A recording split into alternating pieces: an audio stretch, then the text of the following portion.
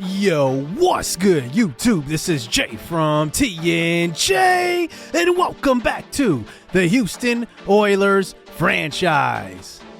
The Oilers are attempting to get back to 500 after going on a really disappointing losing streak, but we did find something in that streak, and it was rookie receiver Quincy Hall, who now has 5 touchdowns on the year and is moving up in the Rookie of the Year rankings, as he's currently ranked #1 ahead of Angulo, who we played a couple of episodes ago. He was the rookie tight end for the Browns, but Quincy Hall is now finding his groove.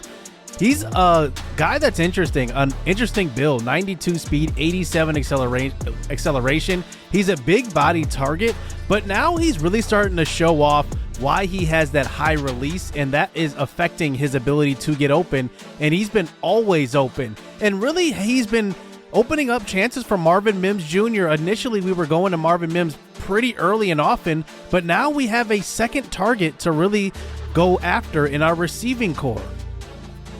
So today we face the 2-7 New England Patriots. They're obviously one of the worst teams in the NFL. They literally have the second to worst offense and the second to worst defense. Our rookies this year have been a mixed bag. Nick Woods was the #6 overall pick.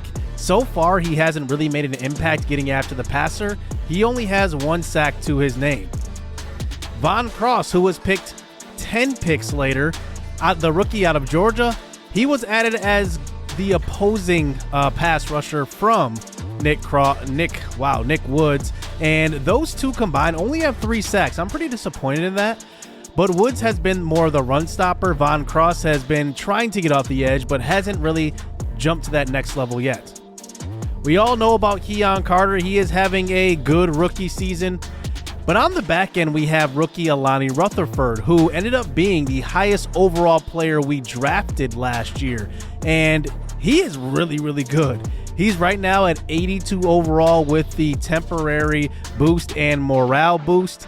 And his man coverage is at 85. That can hit 90 as soon as probably the end of the season or next year, more than likely. And then our 6th round pick was Alec Volk. He did not make the roster. He is right now on the practice squad, so we'll see if he eventually plays. But one honorable mention player is Trey Battle. We switched his position from wide receiver to running back.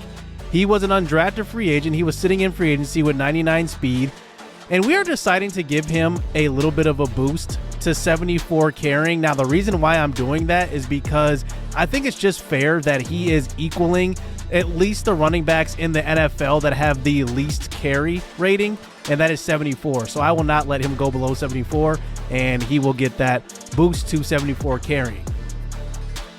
We are a little banged up going into this game. Terrell Harvin had a couple-week injury. He has a torn labrum, still out today, and that's really been his problem so far in his career. He just hasn't been able to stay healthy despite being superstar X Factor, and I guess maybe that's just who he is. He's just an injury-prone player, but very talented when he's on the field. Couple of upgrades here. Rutherford gets one, and so does Keon Carter. He officially moves to 75 overall. He is still not a top 32 quarterback as far as rating goes, but obviously he's one of the 32 starters. So we'll see what he can do today versus a bad team in the Patriots. The Patriots have no superstars or X Factors on their defense. Here we go. The Pats will start out with the ball, and they will take this one at the 25-yard line. Mac Jones is really on his last string here.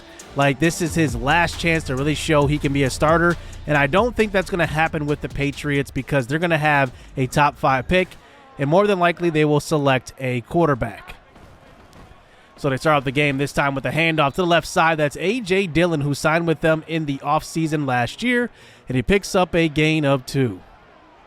Hopefully we can do well with Barmore and Von Cross missing here. Here's a throw across the middle. That's going to be caught, and that is a first down. Mac Jones is interesting. He is 80 overall right now. He's not a bad quarterback as far as overall goes in this franchise setup here, but he just hasn't been able to get it done. Here's a throw deep on a play action fake. He's going and testing Casey Burton, and he finds his receiver. It's a touchdown. Jake Hawkins, who is a second-year receiver, will burn Casey Burton, and that's rare because Casey Burton has 95 speed. That rarely happens. It must have been an excellent release. Well, this wasn't what we thought we would start with. Down 7-0 to the 2-7 Patriots. Here comes Keon Carter, 12 touchdowns, 8 interceptions, 2,200 yards. So looking to get back to 500. The first carry is going to be to Antonio Gibson, picking up a lot of space. And Gibson has been hot lately. He ran over 100 yards the last episode. And we'll see if he can do it again. Here's Trey Battle, who checks into the game now. Look at the speed around the edge. He gets pushed out of bounds for back-to-back carries that go for first downs. So now here we are at the 43. Here is Carter throwing to the right side. He's got Marvin Mims. He could have went to either crosser on that one, and it would have been a first down. And he gets a gain of 12 on that, and we're across the 50. Now at the 45, Gibson, more space. Look at the blocking downfield. And look at Quincy Hall. He's still throwing the blocks. And now it's 2nd and 10 at the 30. How about the running game already? A quick throw across the middle. It's Callum McDermott. He has it for a gain of 14. The New England defense, we know, is second to last in both offense and defense, and they are particularly poor at stopping the run. As here is Gibson spinning inside the 5, and he gets to the 2 for a first and goal. Now 1st and goal. Here's a throw to the back of the end zone. It's caught, Quincy Hall, but they will rule him out of bounds. I thought he may have had an elbow in, but we won't challenge that. 2nd and goal now. We go right back to Hall. Touchdown. The touchdowns continue for the rookie out of Auburn, and he is the leading rookie of the year in the AFC, and it is 7-7. We'll see if our defense can come out stronger here this drive than they did last drive. And there's a nice out route by Juju Smith-Schuster, beating the rookie Alani Rutherford for the first down. Mac Jones now, quick throw. This is Mike Gesicki who has it. Still with the Patriots. They have a lot of the same guys here returning. Here is Ezekiel Elliott checking into the game next to Mac Jones. It's a 2nd and 6. Here's a quick throw. This one caught, breaking a couple of tackles, and maybe a gain of 1. 3rd and 4 now, close to the 50. Jones steps up. He will go down. Nick Woods, the rookie out of Alabama, finally gets to the quarterback. And we've been waiting for this, to be honest with you. So we get a big 3rd down sack. Here is Gibson breaking free to start the next drive. He will score. Antonio Gibson is back from his injury, and he looks great now. He needed a couple of weeks to warm up, but now his legs look fresh, and he makes it a 14-7 game with the longest run of the game so far. 14-7. Here is Mac Jones now under center. Oh, look at the cutback by A.J. Dillon, but he only picks up 7.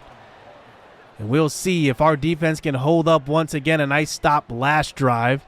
Is now they're under center again. This is Dillon with the stretch play. And there is Devin Bush. It's a tackle for loss. A loss of 3. And now at their own 24, it's a 3rd and 6. Jones from the pocket throws across the middle. And that is going to be knocked out of the hands of the receiver. It's Casey Burton. He made up for that play earlier. So here goes our offense back out onto the field. Gibson breaking a tackle. Still falling forward, needs a couple of guys to bring him down. He's over 100 yards already, 7 for 126 after that long run. Handoff once again, 3rd and 2. Gibson breaks the tackle, and he will get to about the 38 for the first down. So now at the 36-yard line, Carter throws to the right side. He's got Julian Wiley, and that's a first down throw by Carter. Only 52 yards passing because the running game has been so strong today. Why not go right back to it? It's Gibson. He's got speed. He hits the edge, breaks the tackle, and will fall down at the 25. He's approaching 150 yards rushing, and we still have 5.5 to go here in the first half. Trey Battle checks into the game, and he drops an easy one out of the backfield. He probably would have ran for a first down and more with his speed. It's 3rd and 10. Battle remains in the game now. Carter rolls to the right side, thinks about throwing it, and he just throws it out of bounds. We will settle for 3 points here on this drive. Take the points when you can get them. At their own 25, here's Mac Jones now under pressure, throws to the sideline, and this one is incomplete. Heath Burnham there on the pressure, and Heath Burnham has been quite the pickup here as we traded Terrence Steele in that trade with Green Bay in a 7th-round pick. As here is a throw across the middle, Mac Jones. On a 3rd down, he's going to come up 1 yard short there, finding Juju, but they will have to punt this one away again. Well, let's see what Gibson can do for the 2nd straight drive. Here he finds some space to the outside, cuts back in, and it is a 1st down. Who was going to stop Gibson today? I could see him running for 300. He's on pace to run for over 300. Here is Gibson now. Another carry. Breaking a tackle and breaking free. He gets to the 46-yard line, and it is another 1st down carry. This could be a historic day for Gibson. Trey Battle checks into the game. Look at the block right there by Batonio. We get to the outside, and it's a 1st down. How about the offensive line today? You got to give them some credit. Matter of fact, that wasn't Batonio. That was the center, Sean Harris. 3rd and 10 now. And the pressure finally gets to the quarterback, Keon Carter. It is Huff who gets a loss of 14 on that sack, and we had to punt it away. Well, we were running the football well until we had to pass. Here's a quick throw by Mac Jones, and that's Ezekiel Elliott out of the backfield. He picks up the 1st down. A.J. Dillon checks back into the game. Just over 2 minutes left here in the first half. Here is Mac Jones under pressure. He somehow avoids the sack and gets it away, but it will be incomplete. Christian Barmore was right in his face, though, along with Zadarius Smith. Now a 3rd and 10. Throw across the middle. That one's caught, and it is a 1st down over the second-year player, Casey Burton. And now they're at the 45. Under center, Mac Jones, another out route thrown to the right side. Casey Burton's been getting lit up a little bit on the right side, but I guess it just has to happen sometimes. Here is Jones, a quick throw. It's Juju again. Another 1st down here for this Patriots offense. And now they're inside the red zone at the 12. 45 seconds to go in the half. A throw to the sideline. Gesicki now. And now they are driving inside the 10, and our defense is on their heels. It's now 2nd and goal at the 4-yard line. Ezekiel Elliott in the game also. Here is Jones in the pocket, dumping it off short. That's not a good decision. Sidney Brown with the big hit. And the Patriots have to hurry it up to the line now for a 3rd and goal. They have 1 timeout remaining. Jones throws to Ezekiel Elliott. It's a touchdown. Dave Washington tried to jar the ball loose, but it will be caught for the touchdown before halftime, and the Patriots bring it within 1 score, 14-17. So here we go, second half action now. More Gibson to start it out. And look at him fighting forward. Gibson has turned into an absolute monster now, and he's approaching 90 overall as well. As he gets the carry up the middle, that one will go for a big-time gain. And another 1st down. Almost at 200 yards rushing. He's having an historic day. Here is Trey Battle in the game, using his speed, hitting the hole, making a man miss, tackle at about the 30-yard line. He's got 44 yards rushing on his own as well. And now Gibson checks back in. He just needed a breather. Here is a carry up the middle. And finally a stop here from the Patriots, a gain of 1. It's now 3rd and 9 now. Here is Carter throwing deep. It's Marvin Mims, but Carter overthrows him. That was a sure touchdown on that throw, and we had to settle for 3 points. 2014, here is a quick throw. Mac Jones starts out the next drive to his tight end, Mike Gesicki. That brings it to a 3rd and short. Here is A.J. Dillon, and he will fight for the 1st down. The Patriots have stayed in this game, and it seems like Houston has been dominating so far, but the score does not reflect that. Here's another handoff. This time Ezekiel Elliott breaks a tackle. He breaks free, and he's still on his feet to the 41-yard line. It's a gain of 17. It's actually Zeke's first carry, but he's been in quite a bit. And it goes for a first down. Play action fake now. Jones under pressure, throws deep across the middle. It's tipped up in the air and picked off. It's Alani Rutherford, the rookie, out of, I don't even remember at this point. I'm so excited. Alani Rutherford out of USC will have the interception, and a good play by the safety that time. I believe that was Micah Hyde who got a hit on the ball. And now here we go back on offense. Here is Carter throwing across the middle, and two guys in the same area, Jesse Fisher Jr. and Quincy Hall, and it's a drop. And now that brings it to a 3rd and 10. The Pats send a blitz, a throw across the middle. It's caught. Marvin Mims, first down. Carter has been accurate when he needed to be, but it's really been all about the ground game today. Here is Gibson, and that carry officially puts him over 200 yards with 2 minutes to go in the third. Another carry now, back to Gibson. He has the space, makes a man miss, picks up a gain of 8. And it will be another first down here for this Oilers offense. And now, why not keep running it? But this time we run the play action fake. Throw it to a wide open Callum McDermott. He's tackled at the 5. It's a goal-to-go situation. Callum McDermott is just amazing to me. He has been a great backup tight end. When he gets in, he just knows how to get open. Now here is Carter stepping up in the pocket, dumping it off for Marvin Mims, who just had a walk-in touchdown. And it's going to bring it to a 3rd and goal. Now at the 7. Here is Carter in the shotgun. This time throwing across the middle into traffic. It's picked off. Jabril Peppers will have it. And we forced it right there to the rookie. And now the Patriots take back over after that very long drive. And somehow they're still in this game. We have dominated on offense, but the Patriots have still stuck around despite their 2-7 record. Here is Heath Burnham getting to the quarterback.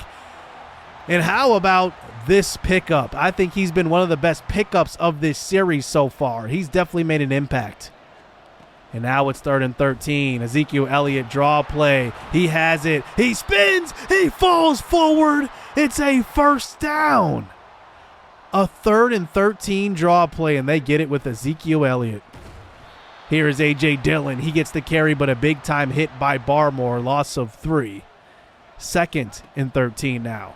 Mac Jones in the pocket. No pressure yet. He has it. Throws across his body downfield. It's Mike Gesicki. You give anybody that kind of time, they're going to find somebody eventually. He's 18 of 24 today. Mac Jones now, just in field goal range, throws to the sideline. Man, I thought Casey Burton was going to jump that one. Instead, it's a 4-yard completion. 3rd and 6. Jones under pressure. He goes down. Screaming off the edge is Derek Copeland. 4th round player last draft. Drafted back in season 1. And now they settle for the very long field goal from 56, and it's not even close. What a big sack by Copeland, because now we take back over, and they have no points on the board after that drive. Here is Gibson up the middle. He hits the hole hard. 261 yards of rushing offense today here for the Oilers. So here we go, stretch play to the right side. Here's Gibson trying to fight forward, and he picks up a couple of yards, and it's 4th and 2. Coach wants to go for it. We have our whole season on the line. Every game is pretty much a must-win. He hands it off. This time, Gibson fighting forward, and another first down. Were you really surprised at who was going to get that ball on that play? Now here we go, 2nd and 5, stretch play. Here's Gibson to the outside, making a man miss, staying on his feet, tackled by 3 defenders, and he gets up, and he is on fire today. 2-minute warning. Another carry. Gibson all alone, makes a man miss, tackled at the 6. And what a game by Gibson. Another carry at the 6-yard line. The Patriots have to burn these timeouts. It's 2nd and goal. Back to Gibson. He walks it in. Touchdown. What a big time performance by our superstar X Factor on offense. And Antonio Gibson is just having himself a day. We go for the 2-point conversion. It's a quick throw. Quincy Hall converts, and we're officially up by 2 touchdowns here in this one. So here we go on defense. They have 2 minutes to go, but anything can happen here in Madden. That's a quick throw to Gesicki, a diving catch, by the way. First down here as they have 1 timeout remaining, 1:25 to go.